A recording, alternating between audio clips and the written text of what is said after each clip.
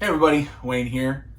Today's video has been a long time coming. I've had a lot of people asking me, Wayne, when are you going to release your next video of top Solitaire Wargames? Well, today is that day. So today's video is my top 6 Solitaire Wargames of 2021, in no particular order. And I just want to clarify before we begin, these are Solitaire Wargames that you play Solitaire. They have a Solitaire mode, a solo system. It's not just playing both sides. I do play a lot of my Wargames that way, but those games do not belong on this particular list. Also, before we begin, I just want to say thank you for watching, and if you're not a subscriber, I'd really appreciate it if you subscribe to my channel. You don't have to watch every single video or anything like that, but you being a subscriber really helps my channel out. So, that's enough of that. Let's go ahead and begin. First on my list is Zero Leader. Zero Leader is designed by Chuck Siegert and published by DVG. Zero Leader is based on the Corsair Leader game with some significant changes. The game focuses on commanding and managing a Japanese aerial squadron in the Pacific during World War II, with aircraft including the Oscar, Zero, of course, Betty, and others, covering the major campaigns throughout the war from 1941 to 1945. You will need to select the right mix of aircraft under your command in order to successfully carry out the different types of missions. Each aircraft has its advantages and disadvantages. For example, a fighter like the Zero is very maneuverable and deadly to enemy bandits, but it has a limited ability to attack naval and ground targets, whereas a bomber like the Betty can carry a lot of munitions, but is susceptible to enemy bandit and anti-aircraft attacks. The game also includes additional aspects of Japanese operations, such as mechanical and maintenance challenges, invoking samurai spirit, as well as the ability to deploy the deadly Oka kamikaze aircraft bombs.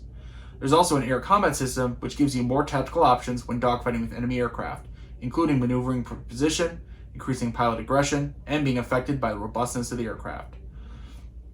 Zero Leader is a big game from a big wargame publisher. And while there are multiple expansions available, there's a ton of content in the base game box, more than enough to keep you busy for a long time. If you know and love the Leader series, you will love Zero Leader. The base game system is the same you're comfortable with, but it adds some more chrome and features that make the game unique to the Pacific theater of World War II, specifically the Japanese side of the conflict. The rulebook is one of the best you're going to get from DVG, with little or no errata that I've seen. It's reasonably quick to learn. The hardest part is keeping track of the various modifiers. Once you're comfortable with them, and once you're comfortable with how the campaign system works, each mission can be played very quickly, and the game overall can be played very quickly. Now, you can play out an entire campaign, say the Battle of Midway or Defense of the Home Islands, or you can just set up and play a single mission. Zero Leader has a tremendous amount of variety and replayability, something that is always important with a solitaire game.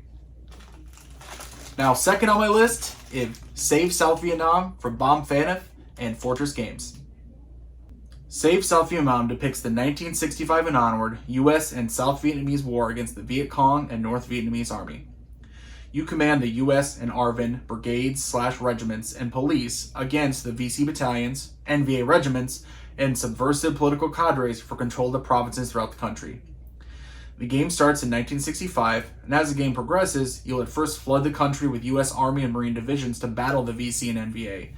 And then in the late 1960s, you begin withdrawing U.S. forces, and hopefully for you, if you want a chance to win, replacing them with local police, which are abstracted on the political track, and ARVN units. Save South Vietnam is probably my biggest surprise from 2021. I enjoyed 8th Air Force from the same publisher, but I wasn't sure what to expect from Save South Vietnam. Well, I was blown out of the water by it. So many aspects of the game are just well done.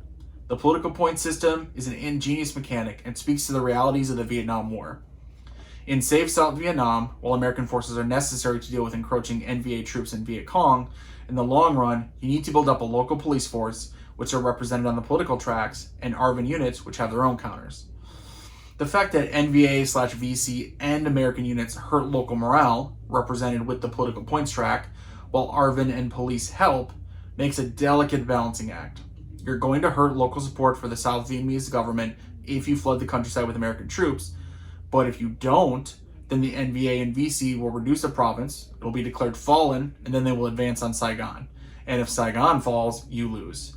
So just like in reality, if that balancing act fails, you are going to fail. Besides which, American units begin withdrawals in the latter half of the game, so you better have police and ARVN forces on hand that are capable of dealing with the NVA and VC. Overall, just a great design for effect here. Also love how different the combat units are. There aren't a huge variety of units, but what is in the game are handled well. NVA and American ground forces are kind of in their own category of moving around the map on foot. Then you have US air cav and helicopter units, which can basically move to any province without penalty. Then for the enemy, they have both VC and political cadres, which hurt you with their presence. You can fight VC, but you can't directly fight the political cadres. Again, I just like how all the units work together and present different challenges. The game is easy to learn and play. I had no problem with the rulebook. Everything explained well, and it's laid out in order the sequence of play. In less than a game, I found myself able to play without referencing the rulebook except in edge cases. That's always my goal with solitaire games. Just a great game overall, and I'm excited to see what Fortress Games puts out in the future. Third on my list is Space Infantry Federation, designed by Nathan Hansen, no relation, and published by Lock and Load Publishing. Space Infantry Federation is a States of Siege style game at its core, with an epic scope. In Federation, you play as the leader of the humans, or at least most of them, represented in the center of the map by Sol. During the game, you are building starships and space stations, researching new technologies, spying on your neighbors, and keeping track of your resources and morale. An interesting part of the gameplay is that you begin the game at peace with your alien neighbors. However, as time goes by, those relationships will deteriorate, and it's up to you to both delay the inevitable while also preparing your military and your galactic empire for the fight. Federation to me has the feeling of a 4x game, well, really a 3x, in a small, quick playing package. It has a unique mechanic where you can see ahead on the track so you know which AI faction is going to activate next, giving you a way to at least attempt to strategize on your turns. The game did have some unfortunate errata that keeps it from being an absolute, 100% without a doubt recommendation. But if you don't mind dealing with some counter and rulebook errata, the gameplay experience is completely worth it. It makes me think of Space Empires 4X from GMT, just that epic sci-fi strategy game feeling, but in a much smaller form with no bookkeeping. Check it out. Fourth on my list is Drive on Suez, designed by Joseph Miranda and published in World at War magazine, number 78. Drive on Suez, or Suez Solo as it's listed in some places, is a unique solitaire game where logistics play a huge part in your success. You play as the German-Italian Panzer Army Africa during the 1942 campaign in Egypt, as, you can probably guess from the name, Rommel drives on the Suez Canal. The system handles the Allied Middle East Command. The game begins following the Axis capture of Tobruk in June of 1942 and continues through the August Battle of El Al-Hafa, where historically Rommel was stopped. Can you do better and seize major cities in the Nile Delta and the Suez Canal? In Drive on Suez, keeping track of your supplies is just as important as keeping track of your troops. Drive on Suez, in my opinion, does an excellent job of simulating the realities of the North African theater, specifically how important supply was to operations. You will be physically landing supplies in your ports and transporting them to the front lines. As you push east and extend those supply lines, it takes longer to move those supplies to the front where they are needed. You become a victim of your own success. I find that aspect of the game both well done, it's not nearly as tedious as it may sound to manage the supplies, and a true credit to Miranda's design. I don't think Drive on Suez is a good magazine game. I think it's simply a good war game, period. Fifth on my list is Scream, Aim, Fire, designed by J. Kirkpatrick and published by Tiny Battle Publishing. Scream, Aim, Fire is a World War II solitaire tactical game of squad-level combat in the immediate aftermath of D-Day. The player takes the part of American infantry and armor, pushing inland to take objectives, using a dice roll system that gives you a guaranteed number of actions each round, but not always the exact type you need. A card-driven action system manages the German defenders, including veteran units, machine gun nests, and tanks. Victory is based on objectives and the American morale score, and game complications include lack of supplies, surprise German reinforcements, and so even on the edge of victory, it pays to be cautious. But with a time limit on every scenario, not too cautious. With 5 scenarios of increasing difficulty and complexity, Scream, Aim, Fire offers good variety and a solid challenge. I love a lot of things about Scream, Aim, Fire. First off, it's a true solitaire tactical scale hex and counter game. Those are rare enough by themselves. But Scream, Aim, Fire has a simple rule set. Now, yes, it's simple enough that it feels more like a beer and pretzel style of war game. It's not exactly ASL. But for the majority of us who just want to play a war game, you can sit down and play. and not need to devote a lifetime to learning and playing. Scream Aim Fire hits that sweet spot. You'll be challenged to take and hold objectives, and the system adjusts to how well you're doing. If you are struggling, the system doesn't place additional units. If you are crushing the AI, then the game system will spawn reinforcements on the map. It's a simple but ingenious method to keep each scenario challenging, no matter how well you think you are doing.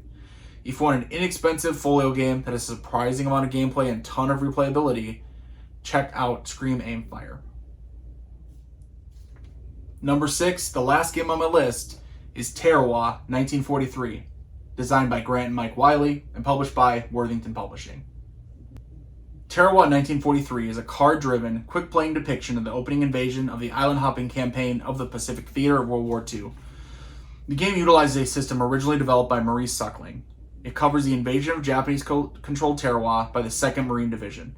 Each turn, the player will activate one of his battalions. There are 8 in the game. During its activation, it can move, attack, or attempt to regroup. The player has a 3-card hand that gives additional resources to the player, such as naval support, air support, engineers, tanks, etc. The player can play 1 card during their turn, and 1 card during the Japanese turn. As a battalion is activated, it reduces its cohesion, reflecting wear and tear and exhaustion. Battalions are further reduced in cohesion due to Japanese attacks, and the Marines pushing their attacks by spending cohesion to reroll combat dice. After the player turn, the Japanese defender turn begins with the flip of a card. Driven by the card-based AI, the player will face fire attacks, bonsai attacks, bunkers, crossfire, infiltration, and more. Victory is achieved by taking positions on the island as quickly as possible while minimizing casualties. Historically, the invasion of Tarawa was the first invasion of the U.S. island-hopping strategy, and high losses or prolonged fight could have led to a cancellation of the island-hopping campaign in general. Tarawa 1943 is a difficult game. Like, very difficult. I would say almost too difficult, but in reality, the game just works so well and so smoothly that even when you lose over and over, and trust me, you probably will, it never kept me from wanting to go back and give it another shot. And eventually, you're going to get that win. But then you'll have tricked yourself into thinking you have the game figured out, you'll play again, and you'll get crushed. It's an extremely challenging AI that doesn't let up, yet in the end, it's very rewarding. The cohesion system, which is a great design representing fatigue, morale, supplies, etc., limits what you can do, but it feels natural, not artificial. You can only push those men so far. And of course, is a beautiful production from Worthington with a nice modded map and attractive art and cards. Definitely recommend it if you enjoy solo games with a high difficulty but rewarding gameplay. Okay everyone, those are my top 6 Solitaire Wargames of 2021. What are yours? Let me know in the comments below. Give this video a thumbs up, and of course, if you've made it this far and you haven't subscribed, what are you waiting for? Go ahead and subscribe to the channel. Until next time everybody, later.